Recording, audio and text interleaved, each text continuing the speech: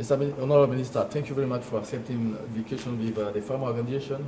I'm here talking about on behalf of PAFO, Pan-African Farmer Organization, with my colleague Bongo from Sakao, which is a farm organization from South African.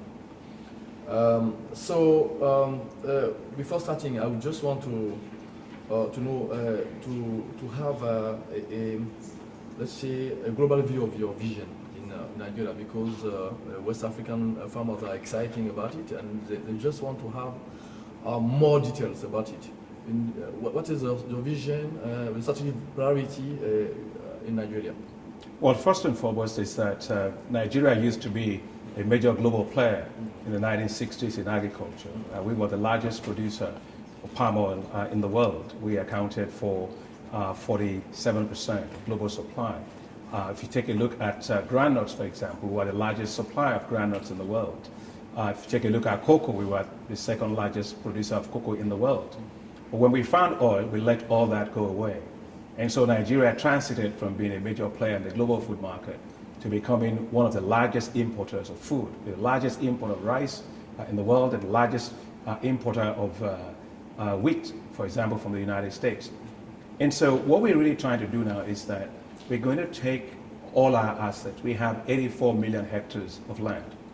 We have 280 billion cubic meters of water. We have 167 million people, which is a very huge market for us. And we have 110 million youth. So we're going to take all of those assets and turn Nigeria away from being a net food importing country to becoming a self-sufficient country, but also becoming a net food exporting country. So we have put in place a plan to do that. And that plan is called the Agricultural Transformation Agenda. We have set very clear directions for that, which is to produce 20 million metric tons of food in the next 4 years when we started, and to create 3.5 million jobs. To do that, we have made a fundamental shift in how we look at agriculture. We no longer look at agriculture as a development activity. Agriculture is a business. Whether you are in seed or fertilizer, in processing, adding value, or logistics for transport, we want to exploit our resources and become actually wealth creators through the agriculture sector. So this is the target that we have set. We picked two particular commodities in particular. We have picked rice, to make Nigeria self-sufficient in rice production by 2015. And secondly, we have picked cassava. We're the largest producer of cassava in the world. We want to make Nigeria the largest processor of cassava in the world. So we're basically saying we are going to unlock the power of agriculture in Nigeria to unlock wealth. Honourable Minister, you've launched a very ambitious program to increase farmer access to subsidized fertilizer and seeds by distributing up to 10 million free mobile phones to farmers this year via the e-wallets on these phones. Please tell us more about this initiative, the results to date, and the next steps. Well, first and foremost, if you are going to make agriculture to work, farmers must have access to high-quality seeds, fertilizers, and other farm inputs. When I became minister, what I found in the fertilizer sector in Nigeria was perhaps one of the most corrupt things that you've ever seen. Government was spending billions and billions of dollars on fertilizer subsidies, but no more than 11% of it was actually getting to farmers. People would bring in fertilizer, but it would be half sand and half fertilizer. You will find that people were taking fertilizer, subsidized fertilizers, and selling it off the open market. So as the expenditure on fertilizers were rising in Nigeria, rural poverty was rising at the same time, and agricultural productivity was going down. So that was something fundamentally wrong. So we took a decision as a government to clean up that mess.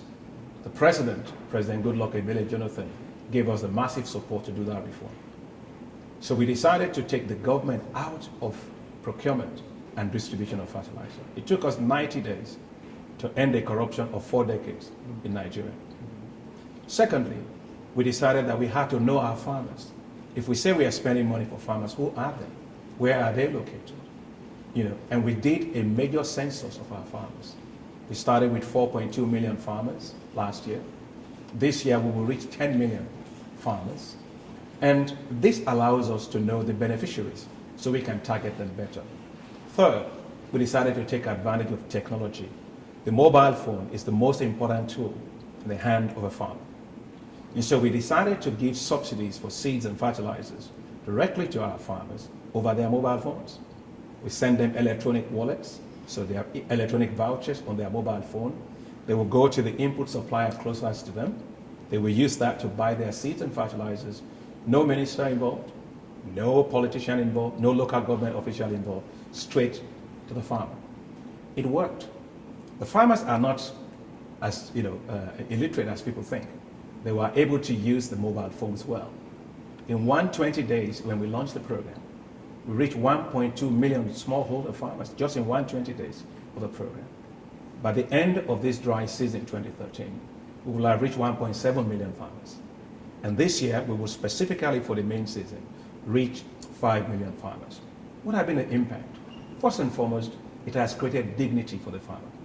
The farmer doesn't have to beg anybody to get what belongs to them. Secondly, it has improved transparency and accountability in how public funds are spent. For the first time as a minister, I can tell you which farmers got what seeds and fertilizers, when they got it, where they got it, how much did they pay, and how much did the government pay for it. So public funds are being accounted for, and that's very, very important. Third is that the seed companies and fertilizer companies know that it is no longer business as usual. They used to bring in fertilizers and seed to government. Today they sell it directly to the farmers in the rural areas.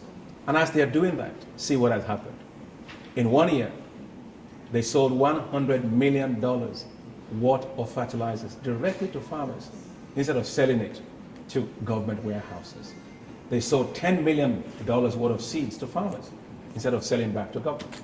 So we have unleashed a rapid development of markets in our rural areas. And I must say, one thing that makes me particularly happy is the production impact that that has had. In the last 1 year, because of this program that we started, our farmers have been able to add 8.1 million metric tons of food to our domestic food supply. It tells you something. When farmers get the productive inputs and you target the right farmers, the genuine farmers, there is no end to the kind of revolution you can get. Thank you very much. The last question relating to your initiative to use cassava for making bread. Is it possible to scale up this initiative in other African countries? What is the result first, and is it possible to scale up? You know, when God said man shall not live by bread alone, He didn't say man had to live by wheat bread. You know, wheat is used for making bread and a lot of confectionaries in Africa. Nigeria spends close to $6 billion a year importing wheat. We cannot afford to continue to do that. But you can actually replace some of that wheat by using cassava. We are the largest producer of cassava in the world. So we started by using cassava to produce high quality cassava flour. The high quality cassava flour is used to mix with wheat to produce a composite flour for making bread. So November last year, we launched a major effort in Nigeria to substitute the wheat flour using the cassava flour that we produce quite a lot of. We are the largest producer of cassava in the world. It took us exactly 90 days from when the president asked us to commercialize it for the private sector in Nigeria to commercialize the cassava bread. Today, you have UTC, you have Butterfield, you have the Pack and Shop. These are the largest bakers in the country. They are selling the cassava flour and the cassava bread made out of composite cassava flour and wheat flour. The cassava bread is cheaper than 100% wheat bread. It costs 60% of the cost, so it's great for the poor.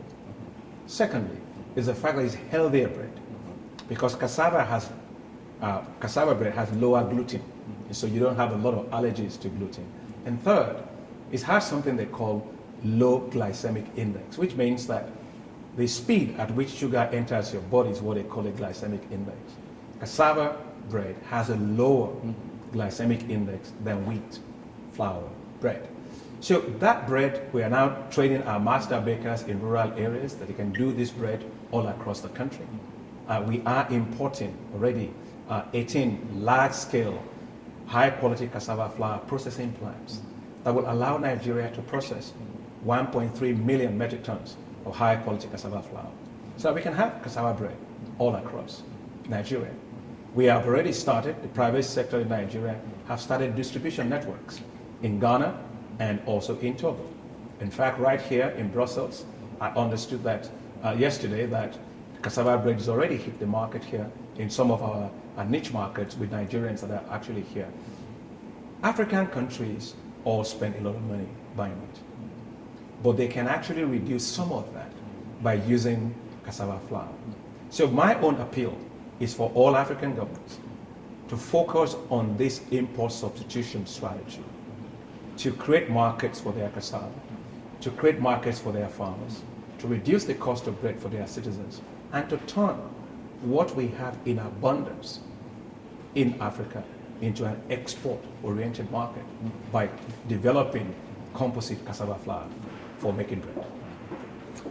Thank you very much, Mr. Minister, Honourable Minister, for sharing with us your hope in Nigeria and Africa. Thank you very much. Thank you. You're most welcome.